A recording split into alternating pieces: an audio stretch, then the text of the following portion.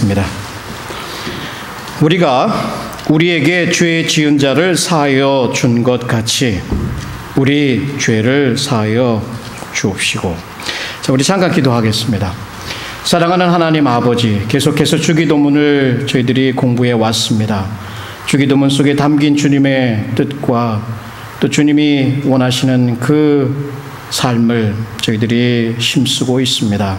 오늘 특별히 5번째 이 간구를 통해서 하나님께서 우리에게 주님의 음성을 들려 주옵소서. 예수님의 이름으로 기도합니다. 아멘. 아마 여러 해 전이었던 것 같아요. 한국에서도 굉장히 좀 논란이 됐던 영화 중에 하나가 밀양이라고 하는 영화입니다. 밀양이라고 하는 영화를 저도 봤는데요. 그 영화는 어떤 것이냐면 거기에 등장하는 인물이 한 어머니가 나옵니다. 그리고 조그만 아마 저희 아들만한 아이, 남자아이가 나와요. 근데 남편이 사고로 죽게 되었습니다. 그래서 이 모자죠. 엄마와 아들이 밀양, 남편의 고향인 밀양으로 내려갑니다. 그래서 그곳에 내려가서 새로운 사람들도 만나고 또 어떻게 해서 이제 먹고 살 궁리를 하면서 땅도 이렇게 살까 말까 이렇게 돌아보게 됩니다. 그 와중에 어떤 한 남자가 그 여자가 돈이 꽤 있는 줄 알고 그 아이를 납치를 하게 돼요. 그래서 그 아이를 납치해서 죽일 생각은 없었는데 어떻게 하다 보니까 그 아이를 살해하게 됐습니다. 이 엄마는 정말 주체할 수 없는 그 슬픔 가운데 빠지면서 이제 그 옆에서 이제 계속 전도를 했기 때문에 이제 하나님을 받아들이게 됩니다. 그래서 하나님을 받아들이면서 그 슬픔을 극복하여 나가는 그 과정에서 정말 열심히 모든 모임에 참석하고 또 기도도 열심히 하고 은혜 체험도 하고 그래서 기독교인의 삶을 살아가게 됩니다. 그 와중에 사람들이 용서에 대한 얘기가 이렇게 나오게 됩니다. 용서해야지. 자기도 이제 어느 정도 마음의 준비가 돼서 그 아이를 살해한 범인이 잡혀있는 감옥을 교도소를 방문하게 되죠. 방문해서 이제 내가 당신을 용서하기 위해서 왔습니다 라고 이제 말하려고 거기를 간 거예요. 갔는데 이제 아들을 살해한 살해범이 면회하러 나와서 하는 얘기가 저도 하나님을 이곳에서 만났습니다. 하나님께 기도하고 이미 용서받았습니다. 자, 이 한마디에 자기가 용서하려고 한다는 얘기를 하기도 전에 그 얘기를 듣고 이 엄마가 확 돌아버립니다. 아니, 내가 용서하지 않았는데 어떻게 하나님이 먼저 용서하지? 그때부터 이 사람은 하나님에 대해서 반감을 가지고 대들기 시작합니다. 교회 목사님을 유혹하기도 하고 부흥 집회가 있는 곳에 목사님이 말씀을 전하는데 유행가를 틀어놓습니다.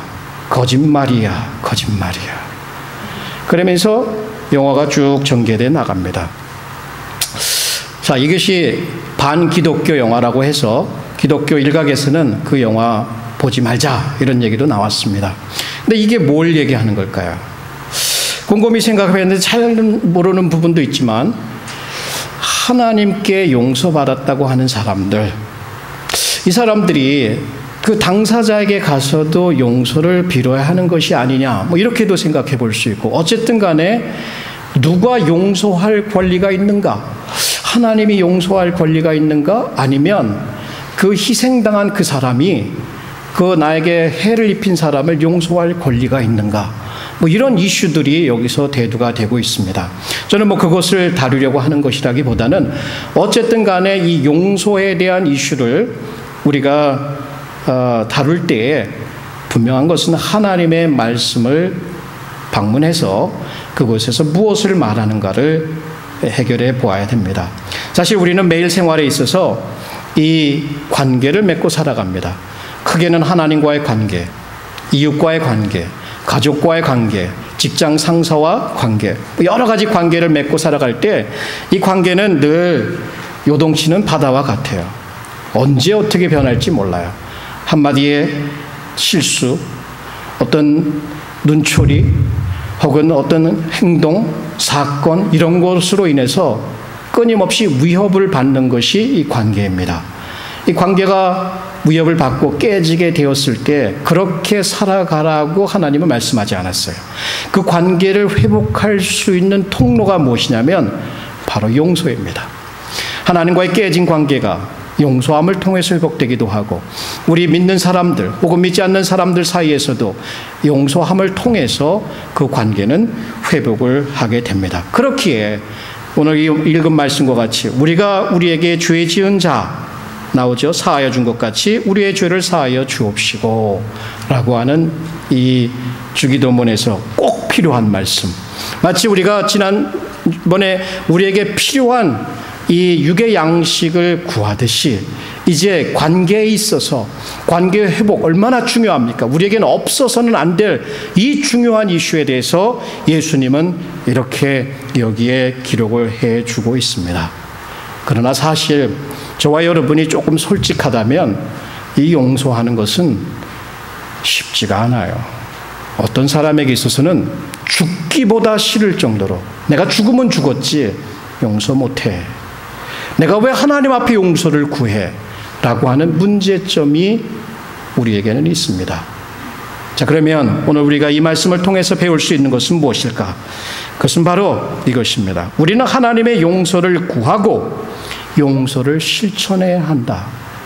더 쉽게 얘기하면 용서받고 용서하자는 얘기예요.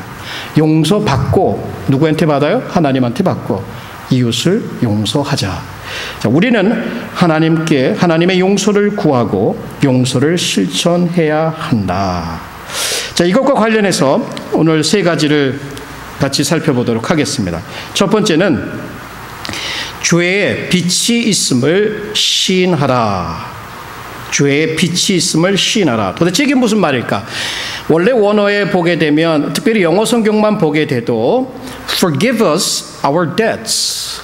자, 여기 우리말은 죄라고 번역을 했지만 영어는 그것을 빛이라고 얘기를 해요. 진빛이라고 얘기를 하고 있어요. 원래 원어에 보게 돼도 그 말로 나와 있습니다. 자, 빛을 지고 있다는 얘기예요. 우리가 하나님 앞에 빛을 지고 있다. 성경에는 죄를 이렇게 묘사하는 여러 가지 글들이 있어요.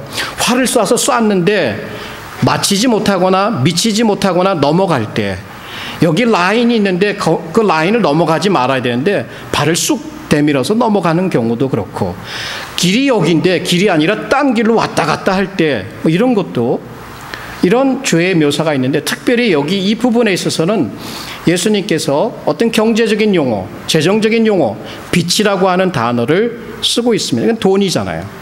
사실 우리 인간관계에 있어서도 일어나는 대부분의 많은 문제들이 바로 이 돈 때문에 생기거든요. 그러니까 돈이라고 하는 부분은 돈과 관련된 용어를 써서 하나님께 우리가 도덕적으로나 윤리적으로 책임이 있다, 빛을 지고 있다, 그 말씀, 기준을 따라서 살아야 되는데 그것을 살지 못하니까 빚이 얼마나 큰가 매일 쌓여가고 있다는 얘기입니다. 그럼 하나님의 말씀의 법의 기준은 바로 이거예요. 하나님을 사랑하라. 그냥 사랑하라가 아니라 있는 것 싸그리 다 해서 내 마음과 내 몸 모든 것을 다해서 하나님을 사랑하라가 첫 번째입니다. 그 다음에는 내 이웃을 내 몸과 같이 사랑하라. 이것이 바로 기독교예요. 이 법입니다. 근데 이것을 우리가 살아가고 있나요? 우리의 생각으로, 우리의 입술로, 우리의 마음으로, 우리의 행동으로 하나님을 사랑하고 이웃을 사랑하나요? 못 살죠. 그럼 우리는 어때요? 빛이 있단 말이에요. 하나님 앞에 큰 빛을 지고 있다라고 하는 얘기입니다. 이 빛을 갚아야 되겠죠. 그런데 갚을 능력이 우리에게는 없어요. 특별히 오늘 읽은 이 말씀에 이 카멘터리라고 할 수 있는 마태복음 18장에 보면 우리의 빚이 얼마가 될까 하는데 거기 예수님께서 비유로 1만 달란트라고 하는 단어를 쓰고 있어요. 1만 달란트의 빚을 지고 있다는 얘기예요. 우리가 하나님의 말씀을 따라 살아가야 되는데 살아가지 못하고 있는 그 진 빚이 얼마가 되느냐면 1만 달란트요. 그 도대체 얼마나 될까? 그 당시에 갈릴리 지역이나 베레아 지역에 있는 사람들이 1년 동안에 걷어서 로마 정부에 내는 그 세금이 한 200달란트가 되질 않았어요. 이 한 달란트는 8,000 데나리온이에요. 8,000 데나리온. 근데 한 데나리온이 저 같은 사람이 하루 일하면 벌 수 있는 노동비예요. 그러면 1년을, 그러니까 6일을 일한다고 쳤을 때에 8,000일이면 거의 한 9년이 넘는 거예요. 9년 동안 일해서 한 푼도 쓰지 않고 모을 수 있는 돈이 한 달란트가 되는 거예요. 9년을 일해서. 그러면 1만 달란트다면 생각하지 말자는 얘기예요. 갚을 수 없다는 얘기예요. 너무 크다는 얘기예요. 근데 그것을 시인하기가 쉽지가 않아요. 내가 뭐 그렇게 하나님 앞에 잘못한 것이 있다고. 뭐 그렇게 잘못했어. 지금까지 뭐 특별히 잘못한 거 없이 잘 살아왔는데. 이렇게 믿지 않는 사람들은 얘기할 수도 있지만 믿는 사람들 가운데도 이렇게 얘기하는, 신학적으로 좀 잘못된 생각을 갖고 있는 사람이 있어요. 이렇게 얘기해요. 아, 내가 예수님 믿었지 않느냐. 예수님이 믿을 때에 예수님께서 말씀하시는 건 내 과거와 현재와 미래의 모든 죄를 내가 다 십자가에서 짊어지고 죽었지 않냐. 그러니까 너는 용서받았지. 그러니까 나는 죄가 없고 그래서 나는 회개할 필요가 없어. 내가 회개하게 되면 예수님께서 십자가에서 나를 위해서 돌아가시고 죄를 청산했다는 그 사실을 부인하는 것과 같잖아. 이렇게 말하는 사람들이 있어요. 소위 말해서 구원파들이 이 부류에 속하게 됩니다. 그건 뭐예요? 현실을 무시하는 거죠. 그 사람들이 착각하고 있는 것은 아까 선데이스쿨에서 잠깐 나눴지만 그래요. 하나님 앞에서 우리가 우리의 죄를 용서하고 죄를 고백하고 예수 그리스도를 영접할 때에 그때 우리는 하나님 앞에서 의롭다 하심을 받게 됩니다. 예수님께서 우리의 죄를 청산하셔서 우리에게 입혀주시는 하나님의 법정에서 말하는 너는 무죄다라고 하는 법적인 의미에서의 우리의 신분은 정말 죄가 없습니다. 그러나 우리는 매일같이 죄를 범합니다. 예수님의 말씀에 한 번은 마지막 십자가에 돌아가시기 얼마 전에 제자들을 다 불러놓고 허리를 띠를 차고 물을 받아갖고 제자들 발을 씻기기 시작합니다. 베드로에게 오니까 베드로가 아유 주님 어떻게 제 발을 씻기십니까? 이렇게 얘기를 한단 말이에요. 내가 네 발을 씻기지 않으면 내가 너와 아무 상관이 없다. 그러니까 어이 발뿐만 아니라 뭐 손도 머리도 다 씻어 주십시오. 그러니까 그때서 하시는 말이 이미 너희는 깨끗하였느니라. 그러나 발은 씻어야 한다라고 하면서 그 말씀을 하십니다. 발이 무엇을 상징하냐면 우리가 매일같이 생활할 때에 때가 묻게 되지요. 그 때가 묻는다고 해서 우리가 하나님 앞에 용서받고 구원받은 그 신분에는 아무런 차질이 없습니다. 그러나 이제는 우리의 아버지와 우리가 자녀로서 그 자녀와 아버지 된 관계 속에서 죄를 범하게 되죠. 여러분 잘 아시죠? 생각으로, 말로, 행동으로, 태도로, 눈짓으로, 손짓으로 죄를 범하게 됩니다. 자, 그때 그 빛은 어떻게 하실 거예요? 고백을 해야죠. 그래서 그것을 시인하라라고 하는 얘기예요. 시인하라. 근데 우리는 좀채로 시인하는 것이 쉽지가 않아요. 시인하는 것이 쉽지가 않아요. 내가 아무리 생각해봐도 난 잘못이 없는 것 같아. 뭐 이 정도는 누구나 다 하는 거 아니야. 괜찮지 이 정도면 나만큼만 하면 되지 이렇게 생각하는데 얼마만큼 그 우리가 시인하기를 싫어하는지 그것을 신문을 읽다가 찾아본 부분이 있습니다. 제가 여러분에게 한번 이 글을 읽어드릴 테니까 이게 어떤 것인지 한번 생각을 해보십시오. 정말 그렇게 한국에 아부하면서 사죄하면 기분이 좋은가? 이해할 수 없다. 자손들에게까지 선조들의 죄를 뒤집어 씌워 영원히 사죄하는 수모를 당하게 할 셈이냐? 일본이 인프라를 정비시켜준 덕에 지금의 한국이 있는 것 아니냐? 왜 그 나라 사람들은 그렇게 은혜를 모르나? 하지도 않은 일 때문에 사죄할 필요 없다. 그 비석을 빨리 철거하라. 자, 이것은 이치노헤 쇼고라고 하는 일본의 그 스님이 있습니다. 이분은 조동종 소속에 된 승려인데 일본의 평화운동을 위해서 힘쓰는 사람이에요. 이 사람이 전북에 있는 군산에 그 동덕사에 비석을 세웠어요. 그래서 자기의 선조들이 얼마나 잘못했는지, 이 한국 민족에게 잘못했는지 그 사죄를 기록한 그 비를 세웠더니 일본의 이 우익단체, 극단주의 우익단체가 그 스님을 무협하면서 당장 철거하라면서 보낸 편지가 이겁니다. 자, 이거에 대해서 그는 내가 있는 그 소속 종단으로부터 파면을 당해도 나는 그렇게 못한다 하면서 그가 한 말이 있어요. 자, 보세요. 나는 조동종 소속 승려이기 전에 석가모니 부처의 제자이고 그릇된 것을 그르다 말하고 잘못된 것을 사죄하지 못한다면 나는 더 이상 석가의 제자라 할 수 없다. 제가 여기 불교를 홍보하는 것은 아닙니다. 그러나 한 여기 승려가 한국에 대해서 일본이 잘못한 역사적인 사실에 대해서 잘못했다, 우리 잘못했다라고 솔직하게 사과를 하고 있는 것을 봅니다. 요즘 일본 하고 있는 것을 보니까 전혀 그렇지 않아요.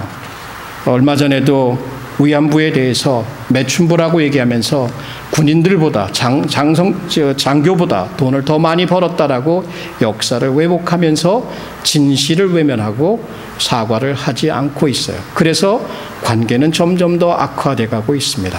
마찬가지로 만약 우리가 하나님과의 관계에서 이렇게 우리가 그래도 이 정도 하나님의 교회를 위해서 했으면 되고 사람들을 위해서 이렇게 했으면 됐지, 왜 고마운 거 몰라, 나는 이 정도 알아줘야 될 거 아니야 하면서 우리의 빚진 그 빚에 대해서 죄를 고백하기를, 죄를 시인하기를 거절한다면 우리가 진정 예수 그리스도의 제자라고 말할 수 있겠느냐는 얘기예요.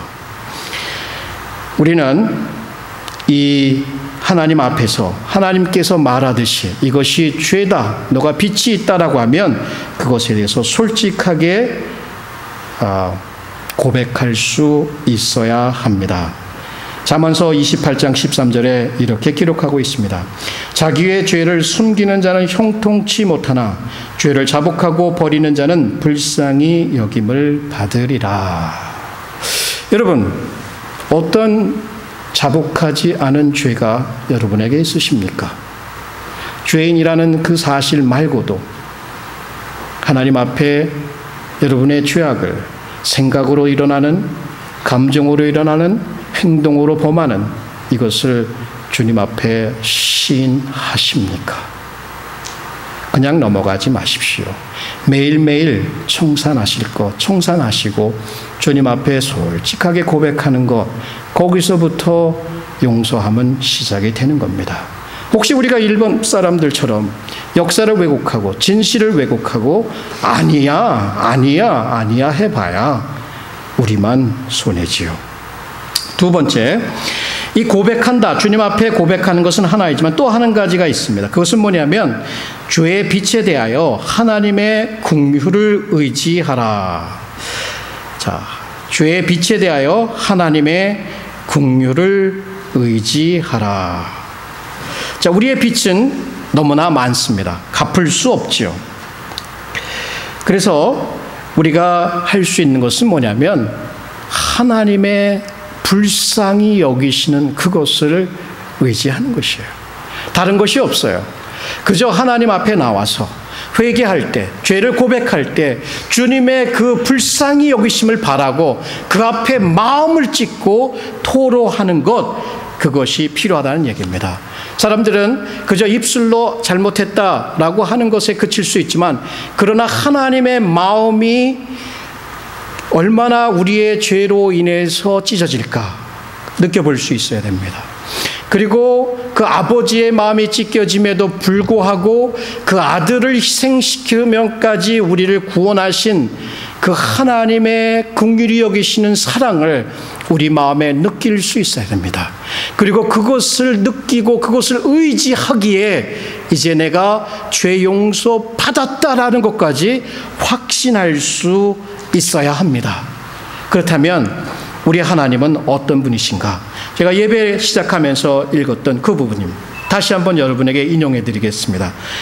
우리 하나님 여호와는 자비로우시며 은혜로우시며 노하기를 더디하시며 인자하심이 풍부하시도다. 항상 경책지 아니하시며 너를 영원히 품지 아니하시리로다. 하나님의 죄를 따라 처치하지 아니하시며 우리의 죄를 따라 처치하지 아니하시며 우리의 죄악을 따라 갚지 아니하셨으니 이는 하늘이 땅에서 높음같이 그를 경외하는 자에게 그 인자하심이 크심이로다.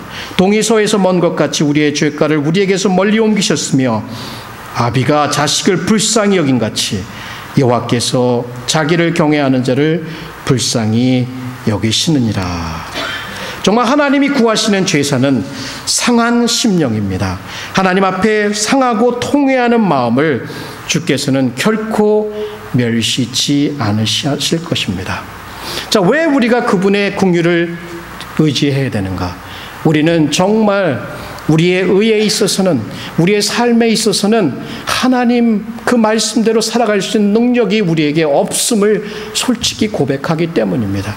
그리고 그 빚이 너무 커서 그것을 갚을 수 없기 때문에 이 파산한 심정으로서 의지할 곳 없고 오로지 하나님의 자비로우심 밖에는 없다라고 하는 것을 인정하기 때문입니다.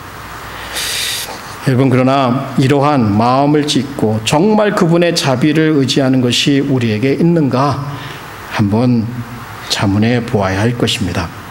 요즘 한국 사회에서 문제가 되는 게 이 왕따, 따돌림이죠. 참 그것을 읽으면 마음이 무겁습니다. 또 한 기사를 보니까 어떤 아이가 오랫동안 여러 아이들에게 왕따를 당해서 스스로 목숨을 끊습니다. 부모의 마음이 얼마나 미어질까. 장례식입니다. 장례식 때에 그 아이를 괴롭혔던 아이들과 부모님들이 찾아오게 됩니다. 찾아와서 그 앞에서 죄송합니다. 이렇게 얘기를 해요. 거기까지는 좋았어요. 근데 장례식을 떠나면서 이 아이들은 어땠을까요? 나오면서 낄낄거리고 웃고 부모들 하는 얘기가 제가 좀 이상해. 왜 자살을 하고 그래. 제가 좀 이상하니까 저런 목숨을 끊는 거 아니야? 진정한 그 사과일까요? 진정으로 그분들의 우리로 인해서 귀한 생명이 목숨을 끊었다고 했을 때 얼마나 마음이 아프고 그리고 그분들의 그 가족들이 우리를 불쌍히 여겨주고 정말 우리를 용서해 주기를 원하는 것은 없고 그냥 가서 얼굴로만 형식적으로 하고 나서 돌아서서는 이상한 애야. 왜 그런 그딴 일 갖고 죽고 그래? 그리고 애들끼리 낄낄거리고. 이게 사죄하는 건가요? 아니지요. 여러분, 우리가 하나님 앞에 우리의 죄를 그대로 있는 그대로 고하고 그리고 그분의 긍휼히 여기심을 의지한다고 할 때 우리 빚이 너무 커서 그분의 긍휼히 심을 의지한다고 하는 것은 우리의 영혼이 찢어지는 거예요. 마음이 찢어지는 거예요. 그러면서 하나님 그분의 사랑 아니고는 내가 달리 용서받을 수 있는 길이 없구나. 하나님의 용서가 아니고 그 은혜가 아니고는 용서받을 길이 없다라고 하는 것을 솔직하게 고백하면서 그 앞에 엎드리는 것이다라는 얘기예요. 정말 그렇습니다, 여러분. 우리가 이렇게 그분을 의지해서 용서를 구했다면 한 가지 여러분과 제가 확신할 수 있는 것은 여러분 예수 그리스도 안에서 용서함 받았다는 것이에요. 근데 때로는 우리는 반복해서 짓는 죄에 대해서 하나님 나도 좀 체면이 있지. 내가 맨날 이거 가서 하나님 앞에서 빌빌거리듯이 이거 또 용서해달라고 해야 돼? 면목이 있지 생각할 수 있어요. 그래도 하나님 앞에 가서 그분의 긍휼히 여기심을 바라고 그분께서 자백하면 용서하신다고 했기 때문에 그 믿음으로 용서함을 구할 때는 반드시 용서함을 받는다는 얘기예요. 그렇지만 여러분, 우리가 살아가면서 아는 것은 요즘날 정신병원에 입원해 있는 많은 사람들 왜 그런 줄 아세요? 자기는 결코 용서받지 못한다. 그런 확신이 없기 때문에 그러한 정신적인 질환을 겪고 있다고 합니다. 정말로 하나님의 긍휼히 여기심, 그 사랑, 그 은혜를 의지했다면 우리는 자유합니다. 그 다음 거기서 끝나질 않죠. 오늘 주기도문이 가르쳐주는 것 세 번째 부분은 뭐냐면 하나님의 은혜로 죄에 빚진 자를 용서하라. 그래요. 첫 번째, 두 번째 부분까지는 내가 그래도 한번 해볼 수 있을 것 같아.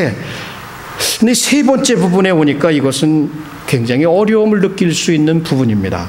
하나님의 은혜로 죄에 빚진 자를 용서하라 라고 하는 부분이에요. 근데 영어를 좀 보시면은 그거 좀 이해하기가 어려운 부분이 있어요. 여기에 As we also have forgiven our debtors. 그렇다면 이 본문이 우리가 이미 우리에게 빚진 죄진 자들을 용서했으니까 우리가 한 대로 하나님도 우리를 용서해 주셔야지요. 이렇게 이 부분을 이해하시면 어때요? 그러면 우리는 용서받을 길이 없어요. 우리가 용서 잘 안 하거든요. 용서해도 마음에 딱 담아두고 있을 수 있거든요. 우리는 본성상 용서를 한다 할 때도 완전하게 하지 못할 경우가 있어요. 그렇다면 우리가 용서받을 수 있는 길이 없다는 얘기예요. 우리가 누군가를 용서한 것을 근거로 해서 하나님께 우리의 용서의 요청을 구하는 것은 성경적이지 못합니다. 절대로 우리는 하나님의 용서를 누군가를 용서함으로 통해서 쟁취하는 것이 아니에요. 하나님의 용서는 하나님의 긍휼히 여기시는 은혜의 역사라고 할 수가 있겠죠. 그럼 우리가 이 부분을 어떻게 이해해야 될 것이냐? 여기에 시제가 이 완료 시제가 쓰였죠. As we have forgiven이라는 완료 시제가 쓰였는데 그것은 원어에 보게 되면 이 완료형으로 쓰였을 때 그것은 영어로 이해하는 완료형의 아람어에서는 그렇지가 않아요. 그것은 현재로 쓰일 수도 있고 과거로 쓰일 수 있고 미래로 쓰일 수 있어요. 어떤 행동 자체가 완료되었다라는 거예요. 완성되었다. 그러면 뭐 현재적으로 쓰이면 용서한다는 얘기고 미래로 쓰이면 반드시 용서할 것이다라는 얘기예요. 그럼 그것을 다시 뒤집어서 생각하면 하나님 우리를 용서해 주십시오. 동시에 우리도 우리에게 죄진 자를 용서할 것입니다라고 하는 서약적인 뜻으로 이해할 수가 있습니다. 그러면 하나님의 용서 우리가 받았습니다. 그러면 우리는 어떤 사람이 되어야 되느냐? 용서하는 사람이 되어야 한다는 것을 본문이 우리에게 가르쳐 줍니다. 우리 아까도 말씀드린 마태복음 18장에 거기에 나오는 그 비유의 말씀이 그것이지요. 거기에 1만 달러 빚진 사람이 왕에게 정말 잘못했습니다. 자 가족까지 다 팔아서 빚을 갚게 하라. 아닙니다. 저를 참아주십시오. 꼭 갚겠습니다. 불쌍히 여겨서 그를 용서해 주었습니다. 근데 그가 길을 가다가 자기 친구 하나를 만났는데 자기에게 100데나리온, 그것도 작은 돈은 아니겠죠. 100일 동안의 품삯이니까 한 3달치 품삯을 갚지 않은 친구를 만나서 나를 좀 참아달라. 무슨 소리예요? 옥에다 가두고 쳐 넣었습니다. 용서하지 않았어요. 그때 나중에 이제 예수님께서 결론적으로 하시는 말씀이 이거예요. 너희가 각각 중심으로 형제를 용서하지 아니하면 내 천부께서도 너희에게 이같이 하시리라. 그리고 마태복음 14장 15절에도 너희가 사람의 과실을 용서하면 너희 천부께서도 너희 과실을 용서하려니와 너희가 사람의 과실을 용서하지 아니하면 너희 아버지께서도 너희 과실을 용서하지 아니하시리라. 자, 순서적으로 보면 하나님의 용서를 받았고 우리에게 용서를 받은 자, 하나님의 긍휼히 여기심을 받은 자는 다른 사람을 긍휼히 여겨서 용서함이 마땅하다라고 하는 것을 우리는 성경적으로 배우게 됩니다. 그러나 이 부분에 있어서 우리는 굉장히 어려움을 겪고 있습니다. 왜 어려움을 겪을까? 저 사람이 나한테 잘못한 건 1만 달란트고 내가 하나님 앞에 잘못한 건 100데나리온밖에 안 돼. 이런 생각이 있어요. 계산을 해보질 않아요. 내가 아무리 잘못해서 하나님 앞에 아무리 잘못했어도 내가 그 정도로 잘못했을까? 그 정도야. 그래서 하나님의 긍휼히 여기심을 take it for granted. 그냥 당연하게 여겨요. 그 고백하면 주시는 거지. 그러나 누군가가 나에게 잘못한 것은 이를 박박 깔면서 절대로 용서할 수 없는 게 인간의 죄입니다. 그러면 계산해 보라는 얘기예요. 어떻게 계산을 해봐요? 생각해 보십시오. 하나님 앞에서 나의 죄 때문에 하나님이 어떤 값을 치렀는가? 예수 그리스도께서 죽어야 되셨다. 그렇게 큰 값을 치르고 나의 죄를 용서하셨다. 나의 죄는 정말 용서받을 수 없었는데 그렇게 용서를 받았다는 그 값어치, 그 계산을 해보고 그 다음에 사람들이 나에게 짓는 것은 결국은 그 정도는 안 된다는 얘기예요. 그러나요, 사실 쉽지 않은 거예요. 이 용서가 쉽지 않은 게, 누군가 저에게 한 100만 원을 빚졌다고 칩시다. 에휴, 100만 원 없어도 살아. 그래, 용서해 주지. 뭐 잊어버려. 근데 1억을 또 빚져간 사람이 안 갚는단 말이에요. 그게 괘씸하네. 나도 지금 할 일도 많고 이 돈이 있어야 꼭 뭘 할 수 있는데 사업도 해야 되고 이랬는데, 그래도 그런 대로 참아볼 수 있을 것 같아요. 근데 내가 보증을 섰는데 있는 재산 다 털리고 집에서 쫓겨나고 그 때문에 아내하고 이혼하게 되고 애들이 떠나가고 구걸하게 되고 죄 때문에 내 인생이 쪽박이 났다. 죄 때문에 내 인생이 완전히 망가져졌다. 라고 생각할 때 그때에도 용서할 수 있겠어요? 내 사랑하는 아이를 유괴해서 죽였다. 용서할 수 있겠어요? 내 사랑하는 사람에게 해를 가하고 생명을 앗아간 그 사람을 용서할 수 있겠느냐 얘기예요. 만약 여기서 용서할 수 있으면 이 시시한 것들은 용서할 수 있겠지요. 그러나 크든 작든 우리는 어쨌든 간에 용서함이 인색한 사람들입니다. 어쨌든 간에 말씀드렸듯이 우리가 용서하려고 할 때 생각할 것은 하나님께 우리가 어떠한 존재인가, 우리의 죄의 무게가 어떤 것인가를 깊이 느낄 수 있어야 합니다. 그렇지 못하면 용서는 결코 우리에게는 평생 남아있는 숙제밖에는 되지 않을 것입니다.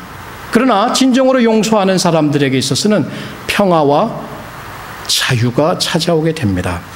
여러분, 1980년대에 한국에 복싱 선수가 있었어요. 김두구라고 하는 선수였는데 저희 어릴 때 굉장히 그 스타였어요. 영화로도 나왔는데 이분이 레이 맨슨이라고 하는 미국의 선수하고 이제 미국에서 복싱이 경기가 있어서 붙었습니다. 근데 14회에 낙아웃을 당하면서 거기에 그 혼수 상태에 빠지고 3일 만에 그는 깨어나지 못하고 죽음을 경험하게 됩니다. 자, 그때에 그 아내가 있었어요. 동거하고 있는 아내가 있었는데 그 아내는 아들을 임신하고 있었어요. 자, 어떻습니까? 그 남편 될 사람, 미래를 완전히 싸그리 앗아간 그 레이 맨슨이라고 하는 사람, 용서하기가 쉽겠어요? 29년이라는 세월이 지났습니다. 아들이 자랐고 치과 의사가 돼서 아주 훌륭하게 성장을 잘했습니다.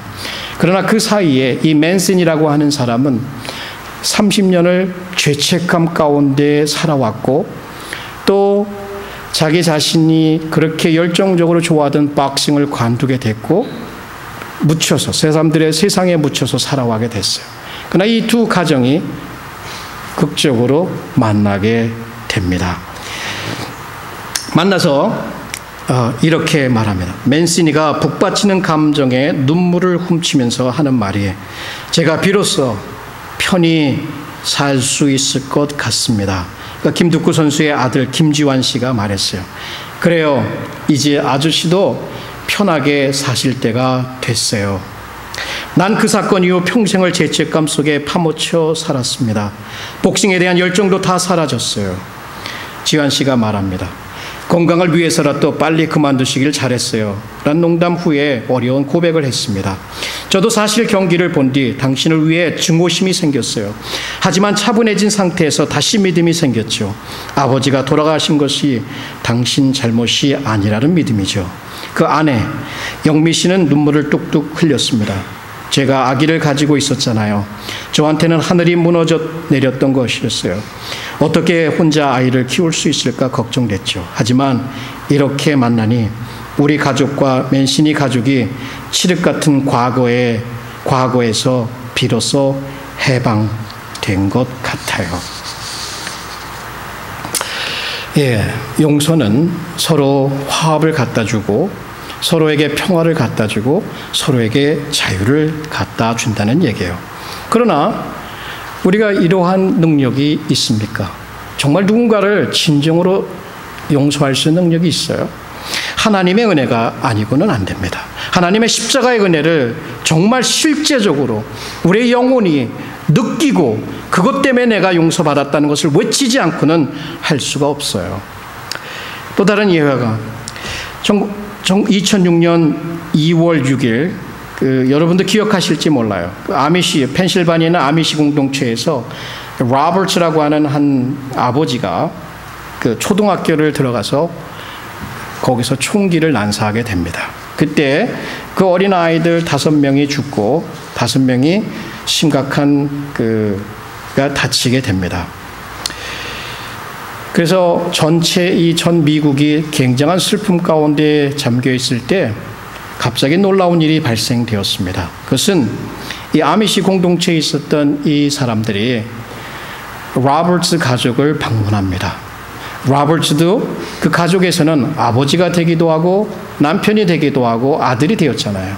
그 가족을 방문해서 그 가족들을 위로하고 또 그 가족들을 용서합니다. 이런 일이 발생했고 그 다음에 이제 그 funeral service 장례식에 한 기자가 자기의 손녀딸을 잃은 할아버지에게 질문을 합니다. 로버츠를 향해서 분노가 치밀지 않았습니까? 라고 질문을 던졌습니다. 그랬더니 그 나이 드신 분이 하시는 말씀이 아니요. 하나님이 도우셔서 그들을 용서할 수 있었습니다. 라고 얘기를 했습니다. 이것이 우리가 기도할 때 우리가 우리에게 죄 지은 자를 용서하여 준 것 같이 우리를 용서하여 주소서 그냥 입술로 하는 것이 아니라 정말 마음으로 그 기도를 드리는 사람들의 기도인 것이죠. 여러분 저는 결론을 내겠습니다. 결론을 내면서 오늘 이 말씀을 준비하면서 아주 너무나 귀한 글을 하나 발견했는데 이 글이 저에게 굉장한 감동을 가져다 주었습니다. 여러분에게 한번 읽어드리겠습니다. 큰 죄 가운데 빠져 살던 사람이 회심하고 믿음 좋은 여자와 결혼하여 살게 되었습니다. 그는 짤막하게 자신의 과거가 어떤 것이었는지를 아내에게 고백하였습니다. 그가 자신의 과거를 털어놓을 때 아내는 그의 머리를 두 손으로 잡고 자신의 어깨에 당겨 키스하며 말했습니다. 존, 당신이 분명하게 알기 원하는 것이 있어요. 나는 성경을 잘 알고 있어요. 그래서 사람의 마음에서 죄가 얼마나 교묘하게 작전을 피우는지를 알아요.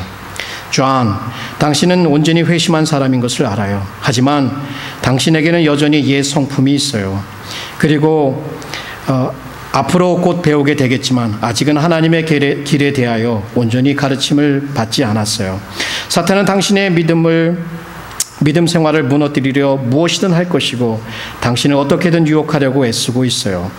하나님께서 허락하지 않기를 바라지만 당신이 유혹에 넘어가 죄에 빠질 날이 올 수도 있어요. 사탄은 즉시로 당신에게 노력해도 소용없어 라고 이렇게 말하며 당신이 계속 죄의 길에 빠지게 하고 내가 상처받을까봐 내게도 말하지 말라고 할지도 몰라요. 그러나 존, 이것을 알았으면 해요. 여기 내 팔이 당신의 집이에요. 당신과 결혼할 때 나는 당신의 새 성품뿐만 아니라 옛 성품과도 결혼한 것이지요. 당신의 삶에 들어오게 될지도 모를 어떤 죄에 대하여도 이미 온전한 용서가 있음을 알았으면 해요. 여러분, 결혼하시지 않으신 분들은 이런 아내를 꼭 구하셨으면 합니다. 이런 남편을 꼭 구하셨으면 합니다. 이 얘기는 무엇이냐면요, 이 부부가 살아가면서 남편이 과거의 잘못을 잘못을 용서를 그냥 고백을 했어요. 그때 아내가 그를 품으면서 이 내 팔에 당신이 앞으로 어떤 죄를 지어도 어떠한 실수를 하고 어떤 죄를 지어도 이 내 팔에 오셔. 그리고 이미 당신은 용서받았어요. 이게 바로 예수 그리스도께서 하시는 말씀이죠.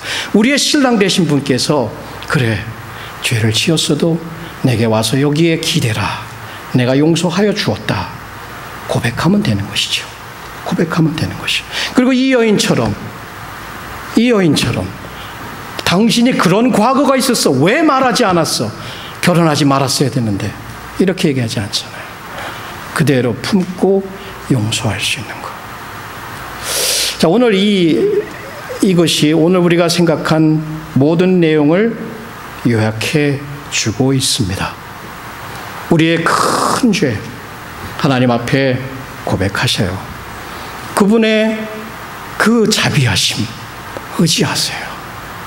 그리고 용서받은 그 확신이 있고 그 기쁨이 있다면 그 기쁨과 그 능력과 그 긍휼히 여기심으로 여러분에게 실수하고 어렵게 하고 아프게 하는 사람도 품을 수 있어야 하는 것입니다. 그것이 얼마나 어려운지 몰라요. 얼마나 어려운지 몰라요. 그러나 하나님은 은혜 주십니다. 십자가의 능력은, 그 십자가의 은혜는 좋게 우리에게 할 수 있다라고 말해 주십니다. 그렇죠? 할 수 있죠. 하나님이 우리를 도우시면, 하나님이 우리의 영혼을 붙들어 주시면 그 용서의 감격 가운데 용서를 실천하며 많은 평화와 많은 회복과 많은 자유가 우리의 관계 속에 넘쳐날 수 있는 것입니다. 서로 인자하게 하며 불쌍히 여기며 서로 용서하기를 하나님이 그리스도 안에서 너희를 용서하심같이 하라. 우리 기도하시죠.